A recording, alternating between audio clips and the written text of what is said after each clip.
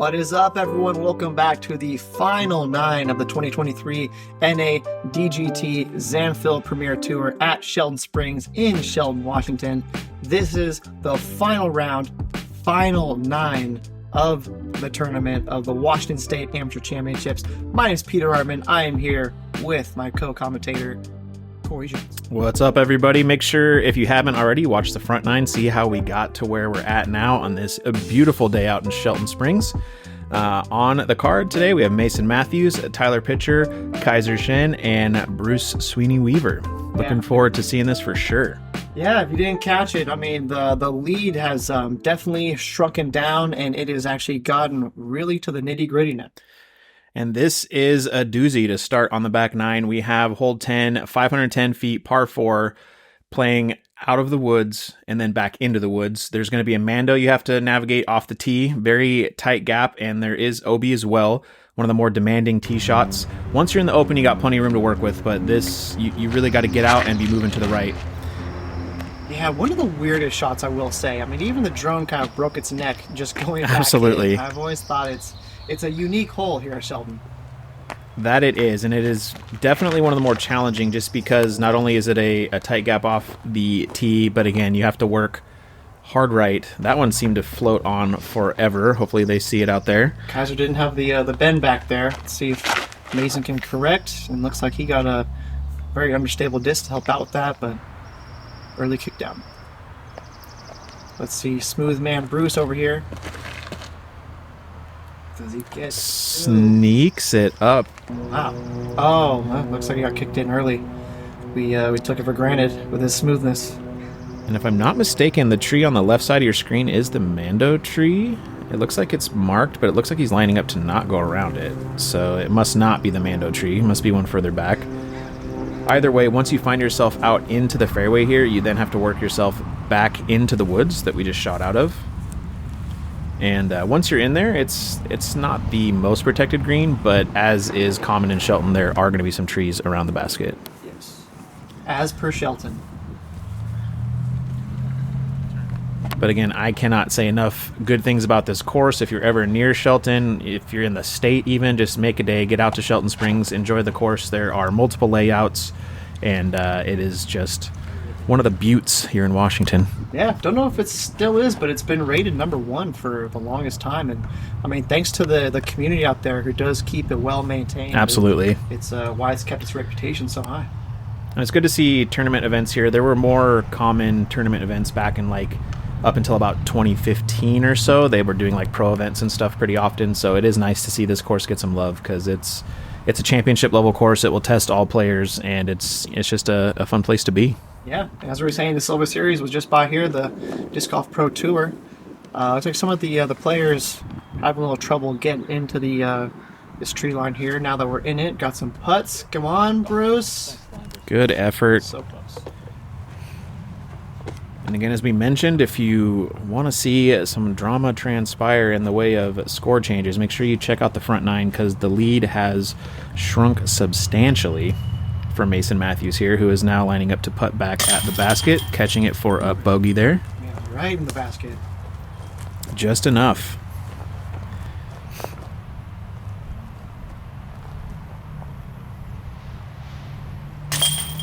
Tyler's patented routine working out for him for the par. Love to see it. Cannot recommend that enough. If you're putting 2 feet or you're putting 40 feet, you should put your mind in the same state.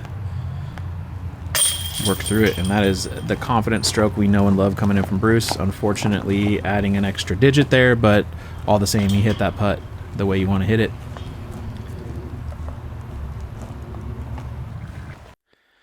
Moving on to hole 11. This one is a bit tricky. It plays as an island, 285 feet, par 3. There is a drop zone just to the left of the drone as it flies by, and it's kind of newly renovated with those cinder blocks. It used to just be kind of like a log island, but anytime you see an island green, you can basically guarantee yourself a birdie or a bogey. That's usually how these tend to go. I mean, that being said, you definitely could land on the island and still get a 3, but it's a fairly small island, so if you're on it, you have a very good chance of converting for the 2. Yeah, and a small gap to follow as well.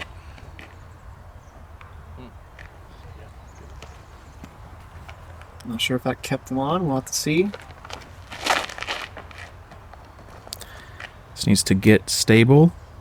Mason using a lot of the fairway. Looking like he converted.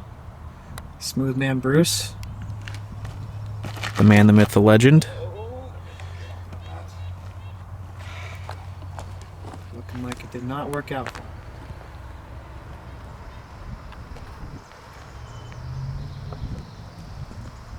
Fair bid there.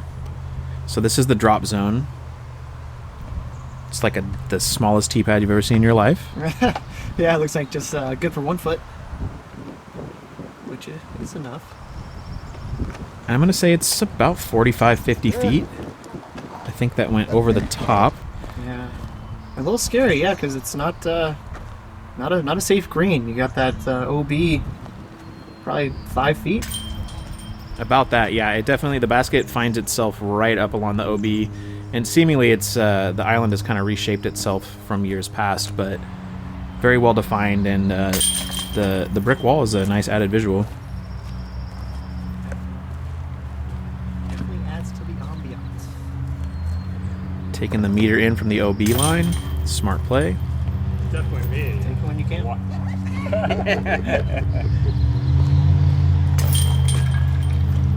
I was like, Good to see the players having walking fun, guy. even in kind of a clutch tournament. Absolutely. It's the sport of golf in general. I always say most fun wins. Yes. Moving on, hole 12, par 4, 595. This one is a bit of a doozy. You got to get out with some left-hand movement towards the center of the fairway, and then it kind of snakes back to the right. Fairly protected green, as you can see. I mean, there's not really that much of an open spot on any of the fairway. So these players are going to just need to find themselves as far up the middle as possible. Yeah, looking like a just legit poke and hope, textbook poke and hope there. Just try to, get a good flex line through the right side where we see everyone else going. Well, as a right-hand player, which all these players are, if you don't have a big flex forehand, which is kind of how the hole is designed, you have to kind of chop it up a bit. And I was just about to say, there is kind of a local Annie route like that.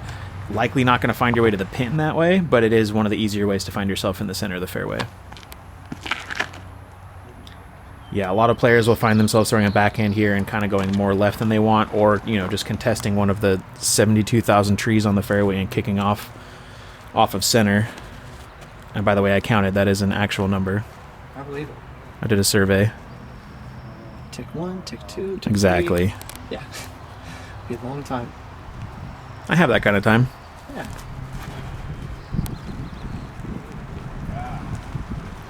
Great straight line approach there. That should put him in contention for finding some chains.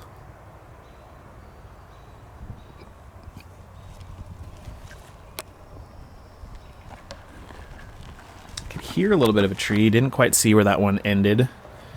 Hopefully for him it just kicked down into the fairway, because there is plenty of opportunities to make that not happen out here.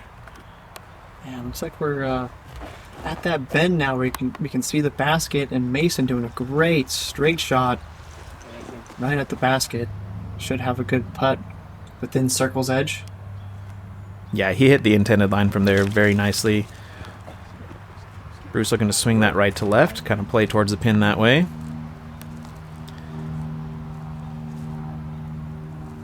Fairly open look here. Unfortunately catches that one that you just got to get on either side of. Yeah, gonna have a little bit of a tester in that circle's edge. I think that hit a little bit of a branch. Yeah, not getting the love. They're still aiming and just short, just a little left. He's got a really good handle on those putts, though. He's not far off when he's missing at that distance. Yeah, it's a hard little Annie putt through that thin line. Credit to him. Nice. Sinks it. Let's go. Nice par from Kaiser on the green here. Yeah, beautiful putt.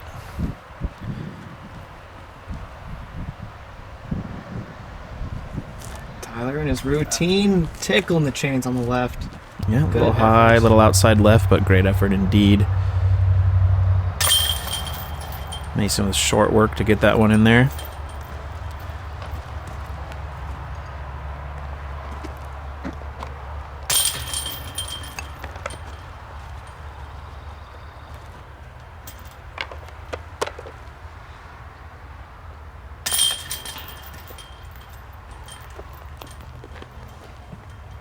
We make our socks with 100% Rambouillet merino wool sourced right here from the Rocky Mountains. Today's wool is incredibly comfortable, 100% itch-free, it's breathable, it wicks moisture better than any synthetic fiber. That allows a wool sock to regulate your body temperature in both hot and cold environments, allowing your feet to stay dry and comfortable year-round. As someone who spends a lot of time on the trail, I can honestly say these are the best socks I've ever owned in my entire life.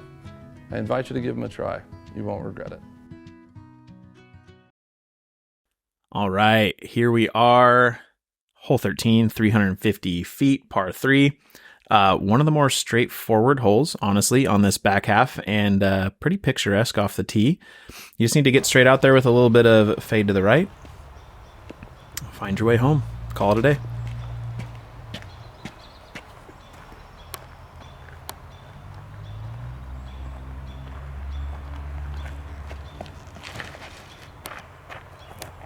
Nice bend.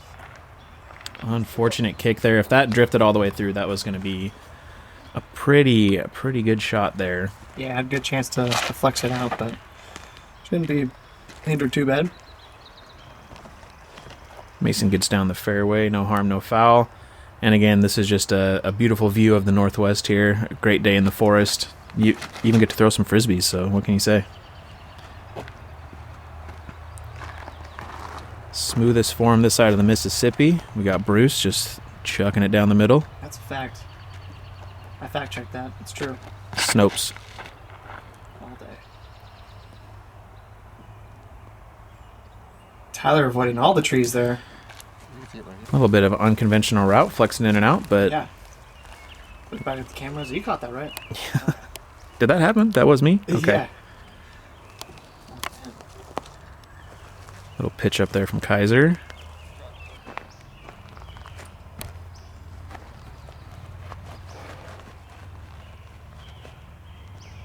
Lining up that straddle putt here.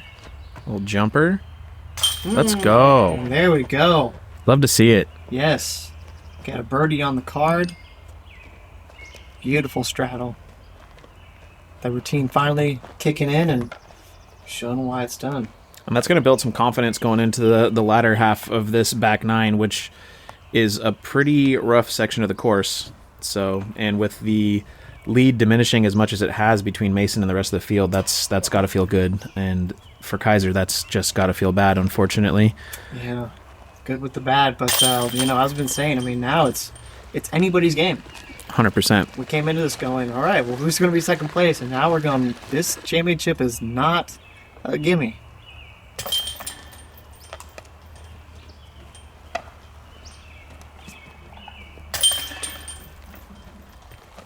This next hole can definitely create some score separation. Stepping up to hole 14, par 4, 765 feet.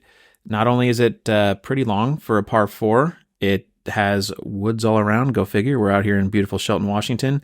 Again, off the tee, you just want to try to crack off a little over 300 straight, and then you're going to be working your way slightly left down the fairway. A little bit of a hill towards the end, kind of a downslope towards the basket, but this initial shot is really just about hitting the gap, getting about 300 and finishing to the left. And that is not ideal. That's going to kick sort of in line with the shorter pad, the red pad. As long as he's not fully obstructed, he'll have a chance to kind of rip one from there, but that looks a little bit better. Yeah, playing with the turn pretty well from Mason. That's looking great. Really staying on the right side of that gap off the fairway and finishing to the left. No surprise there. Smooth Bruce. Nice shot. Thanks. Yeah, this one, even despite the length, it does seem a little bit more forgiving once you get out to this bubble right here. It seems to be a good shot or a good placement where you have a chance to take a bite at the fairway or the green, excuse me. Absolutely, and some of these angles, because they're we're filming players that are not dead center in the fairway. It looks, I mean, it is heavily wooded, but there is a very defined fairway that you can play down. So it is an attackable par 4. It just requires you to stay in the fairway. As you can see, it's very thick left and right, and it's not a fully open fairway, but there is a pretty direct route once you're out there in the middle. Yeah, Bruce, a little bit of a cut off first shot, but I think, yep, he has just enough to hook it. But catching one of these mystery fairway trees.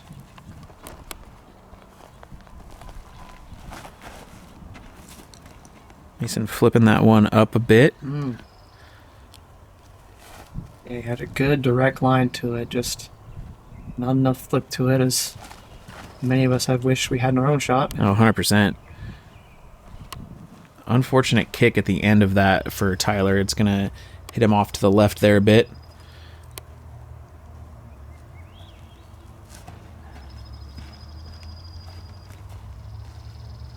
That played nicely.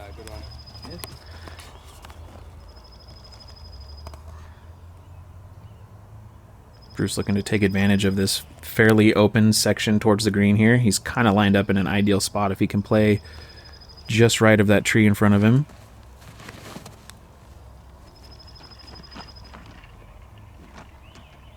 Like it, Bruce? Yeah, he's going to like that. Pretty. He is going to like that. Mason looking to follow suit just from a slightly different angle. We'll have to see where that one finished when we get up to it. That should be down on the dance floor. Yeah. See what Kaiser can do on the putting green here. Nice elevation. Good bit at it for sure. This is gettable for Bruce. I like the little toss it. He's feeling it. It's like, yeah. I can see the confidence. There we go. Yeah, nice putt. Great putt from Bruce. Good conversion, good finesse. Yeah, he played that really well. Ooh, It's in there. wasn't pretty, but he made it. They say no pictures on the scorecard, but sorry, Tyler, we're on video today. Yeah, exactly, yeah. We'll relive that.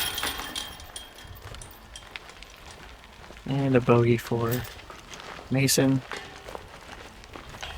As well as Kaiser. So one stroke off now. Yeah, Bruce and Mason. Things are indubitably, I don't know if that word works, tightening up. We're on hole 15, par 3, 310. Fairly straightforward. The entire right side of the fairway is just a big no-no. You don't want to be over there at all.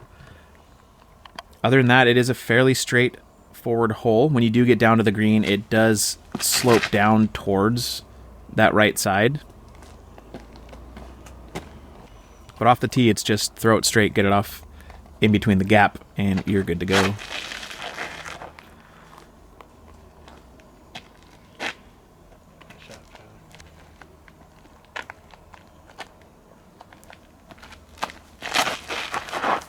Mason looking like it's open for a flex. Just got flat to left. He'll have something to look at. Probably pitch up for par. Yeah, the distance isn't too big on this one. It is really just hitting that first gap, and then it's one of those holes though. If you're pretty much not nestled up to the pin, you do just want to play for par. There is a lot of danger around it. Yeah, no room for hero plays. Because yeah, you see right there on the right side too. That little cavern can really mess up your bids coming back. Absolutely, and it slopes down that way, right? So if you go too far and hit something, you can potentially roll into a spot where you're just going to have to chip up, even if it's a 20-foot shot. So these players are doing the smart thing and just getting it close. Those are the worst to have too, where it's just right there, but it's going to knock down your disc no matter what. Absolutely. You have to pitch out. A very iconic spot.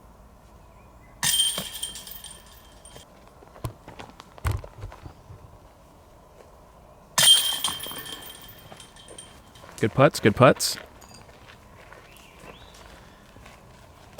Stick to the routine, even when it's a tap in.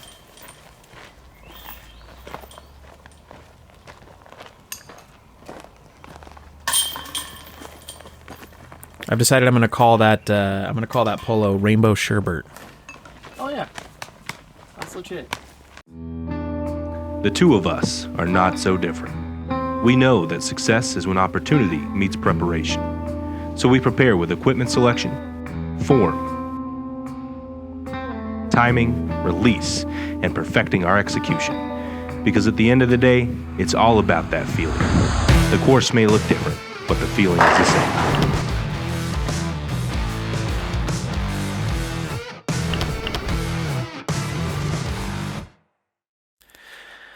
All right, hole 16. Another par 3, 350 feet. There are some options. This one has a pretty intended line. As you can see, the drone flying. There's a bit of a hero gap over everything on the right. That's kind of more of a local play. I don't know if we'll see that. That being said, it's, again, pretty straightforward, mostly straight, just finish right. It plays well for a forehand if you have that kind of power. Turnover shots are also available. But it's just a pretty straightforward finish to the right.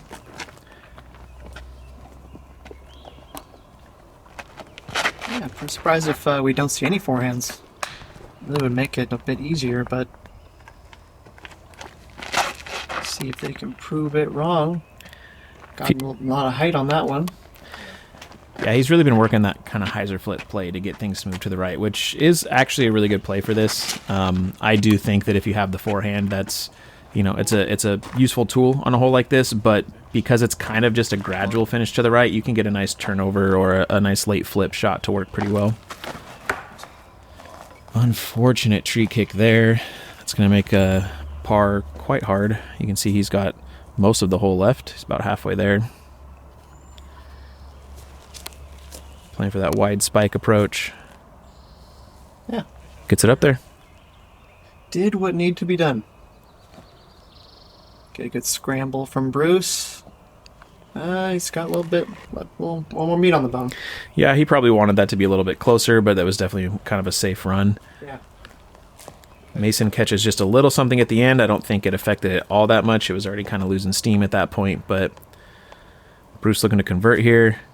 Just out of circle, and fortunately it's a little low.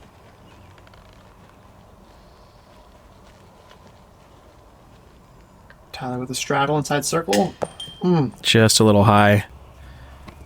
Bummer. It's one of the things you have to deal with when you kind of have that lofty putt where you're just trying to get it to kind of fall into the basket. You're playing a much wider arc than somebody that just kind of spins it directly at the target. So he's been on with it most of the day. I'm not faulting him for his putting style at all, but you do have to kind of aim for that top side and hope that it falls at the right time. And he was really close to converting that one. Yeah, complete straddle putter versus traditional. Ooh. He wants that one back. Yeah, he's feeling it. He's feeling it. Yeah, fatigue, man. Hole 16 might be, might already cashed out. Definitely wants that back. But looks like he's keeping strong. All right, moving on to hole 17, getting close to the end here. Par 3, 315 feet.